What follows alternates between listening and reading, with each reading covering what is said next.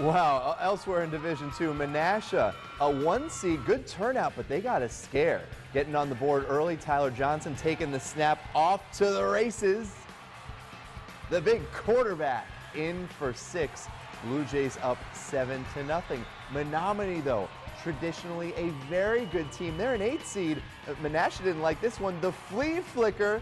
It's Alexander Larson. This one would tie it. Menomonee, they could run it as well. They would take a 14-7 lead into halftime. Menasha and Jeremy Korth, whatever he said at halftime worked. They move on. They win 35-14. Next up for Menasha will be Hortonville. 42-20 winners over Merrill. Those two will meet in level 2. All right, how about Oshkosh Division I presents Northeast Wisconsin a great chance to have an all-area state title game. Bayport and Kimberly, each #1 seeds on opposite sides of the bracket. A lot of games between now and then, but #1 seed Bayport trying to start it off well. Alec Ingold and company. After East fumbled the first play of the game, Ingold, it's just every week with this guy. Doesn't go down, great balance, makes a move, 34 yards for the score. And just add it to Alec Ingold's mixtape. He's good. Patriots coming back. Gabe Heindel taking the handoff, 28 yards for the score. And we're tied. Would this one be close? No, this one would not be close. Ingold to Logan White off the deflection. Great catch, my goodness, would set up a Colton Huff score. Bayport all over it. They roll on 66-28.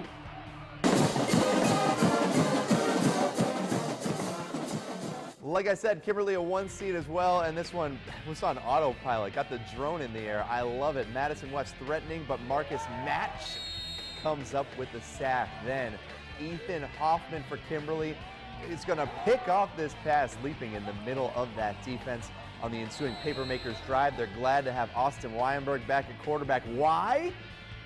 He can drop dimes like that to Brett Verstegen, 17 yards. Kimberly scored on their first 7 drives, 49-0.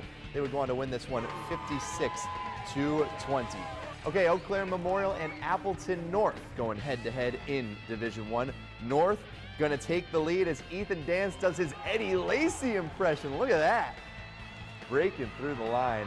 6-0 Lightning. Later on in the quarter, it was Bruce Schrader looking deep. Spencer Christensen has to fight to reel that one in. Appleton North winners. They are moving on 44-14. 7th seed Preble limping into the playoffs, taking on Hudson, down 6-0. Dylan Van Boxel to Nathan Prevost. That would set up a field goal. All right, they're only down 6-3, but too much Hudson in this one. This is a 34-yard touchdown strike. Preble sees their season come to a close, falling 27-3. Other Division I scores for you tonight. Neenah falls to Wausau West 30-26. Fond du Lac, impressive win over Janesville Craig 46-7. They could meet Kimberly in level 3. Another Division I score, Muskego 31-7 over Manitowoc. Chips see their season come to a close. All right, keep it going tonight towards Division III, where West De Pere dropped their first and only game of the season a couple weeks ago, but they hung tough against Menasha. Actually, that was in the final week of the regular season, taking on Waupaca tonight. 2 perennial powers, push-ups powers in Division III. Phantom strike first. Who else? Dom Conway all the way for the score. That was the first one of the game, and just like that, West De Pere is on top. Waupaca going to answer now. Joe Ogden gets out of trouble, just heaves it. A prayer. Steven Johnson comes back. A nice touchdown for Waupaca. They're hanging in there, but too much West De Pere. Connor Konchak running all day by himself. Reels in the deep touchdown from Bo Momarts. West De Pere winners. Could have a good one next week. 56-14 your final. Xavier won the toss and deferred their choice to the second hand. All right, West De Pere. Next up, we'll get the winner of this one, Xavier and Seymour. Zach Simons rolling out. Cole Clark, the strip sack, and it's Thunder Ball. Thunder coming up with it there. Scramble. The fans love it. And then a little fake out here. Seth Jepson even fooled our camera guy. 15-yard touchdown run. 7-0 Seymour. Xavier defense would bow their back. Ben Grau, the sack on 4th down, and Xavier wins it 43-16 They get West De Pere next week. That'll be a good one. Luxemburg Casco now taking on Notre Dame. Tritons without Charlie Rotherham. Star quarterback out with a broken collarbone.